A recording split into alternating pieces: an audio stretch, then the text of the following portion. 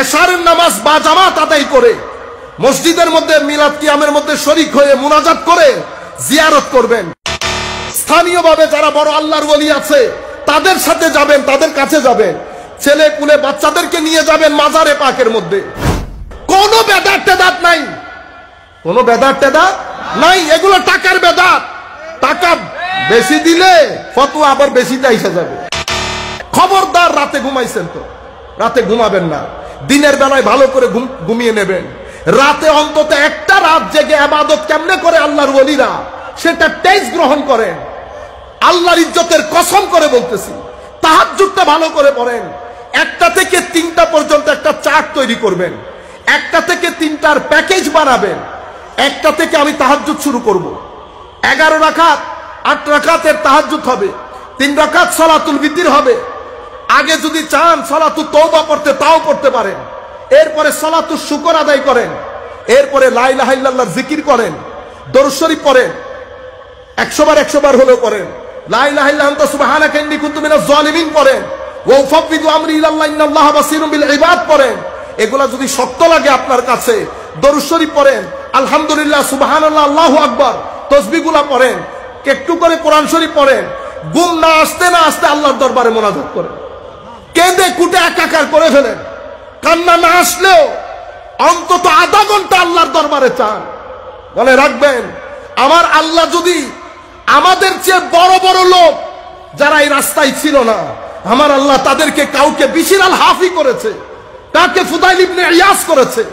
আপনি কল্পনাও করতে পারবেন না কোন কোন ব্যক্তিকে কোন কোন জায়গা থেকে তুলে কোন জায়গার মধ্যে পৌঁছেছে আমার আল্লাহ।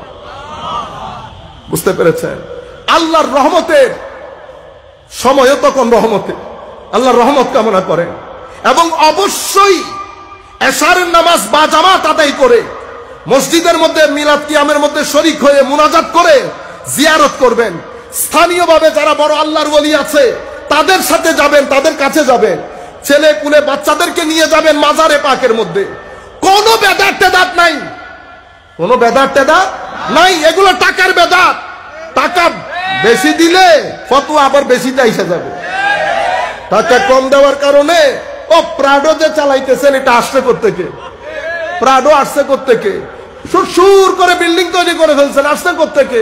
তোল্লাজের পোলা বাংলাদেশের 99% লোক মাদ্রাসায় পড়ছে, দারিদ্র সীমার নিচ থেকে উঠে এসে। আপনি কি সবাইকে চট্টগ্রামের জামিয়ার ছাত্র মনে করছেন? চট্টগ্রামের নেসারিয়ার ছাত্র, হুজুর আল্লামা আজুল আল কাদেরী মাদ্রাসার ছাত্র। এখানে তো খাতে পিতে করা না। তো এরা সবাই মিলে বাংলাদেশের মাদ্রাসার তো 5% হবে না, 95% লোক দারিদ্র সীমার নিচ থেকে উঠে আসে। আপনি এত গাড়ি এত বাড়ি, চট্টগ্রামের মতো না, সবাই চায় চট্টগ্রামে এসে থাকতে। আপনারা বুঝতে পেরেছেন? এগুলা বাদ দেন, কোনো বেদাত টেদাত নাই। আল্লাহর দরবারে আমরা ক্ষমা চাই। আল্লাহ, আমরা যদি গুনাহ করেও থাকি, করছি, কোনো সন্দেহ নাই মাওলা, আমরা এগুলো সব কিছু থেকে আপনার দরবারে পানা চাই। আপনি দয়া করে যেভাবে হোক কালকের রাত থেকে আপনি আমাদেরকে বঞ্চিত করিয়েন না মাওলা। আপনি যদি বঞ্চিত না করেন, আসেনি কোনো মায়ের পোলা আমাদেরকে ঠেকাবে। আবার আপনি যদি বাদ দিয়ে দেন তাহলে তো আমরা শেষ। কিন্তু আমাদের তো হক আছে আল্লাহ, আমরা আপনাকে দেখিও নাই, দৌড়েও দেখি নাই, মানুষ একটু সুখে দেখে না, এটাও তো পারি না। শুধু আপনার নবীর কথার উপর ভিত্তি করে কেমন ইমান মাওলা, আপনার বিরুদ্ধে কেউ কথা বললে আমাদের গায়ে আগুন লেগে যায়, এটা আপনি ভালো জানেন।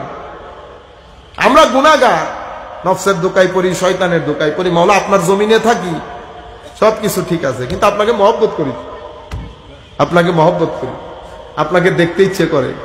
হঠাৎ করে রাতে, গভীর রাতে ইচ্ছে করে আপনি এক নজর যদি দেখা দিতেন, সেগুলো তো মহব্বতের কারণে মাওলা। রয়ে গেছে গুনাহ, আমরা গুনাহগার, এটা স্বীকার করি, কিন্তু আপনি ক্ষমা করে দিলে কেউ জানবে? আমাদের এত বড় বড় গুনাহ যেগুলা মানুষ জানলে স্টেজে দূরের কথা, মানুষ আমাদের সাথে কথাও বলবে না, সেই গুনাহগুলো আপনি পর্দার আড়ালে রাখছেন না মাওলা। আপনি এই গুনাহগুলোর কথা যদি মানুষ জানতো, আমাদের বউ তো ঘর ছেড়ে চলে যেত। কিন্তু আপনার মহব্বতের কারণে, আপনার কারণেই তো হয়েছে মাওলা। তো যেই গুনাহ আপনি কভার করে আমাদেরকে সম্মানিত করতে পারছেন, সহ্য করে, আমাদের গুনাহ সহ্য করে, সেম আমাদের গুনাহ সহ্য করে কালকে যদি আমাদের সব ভাইদেরকে মাফ করে দেন, আমাদের আত্মীয় স্বজন, আমাদের শত্রুদেরকে মাফ করে দেন মাওলা। কেউ যেন আল্লাহ আপনার এই মহান আজিম রাত থেকে কেউ যেন বঞ্চিত না হয়। আল্লাহ সবাইকে ক্ষমা করে দেন। আমরা আপনার দরবারে বিনীত আরজ করছি, প্রার্থনা করছি, আপনার কুদরতির কদমে সিজদা দিয়ে প্রার্থনা করছি, আল্লাহ আমাদেরকে ক্ষমা করে দেন।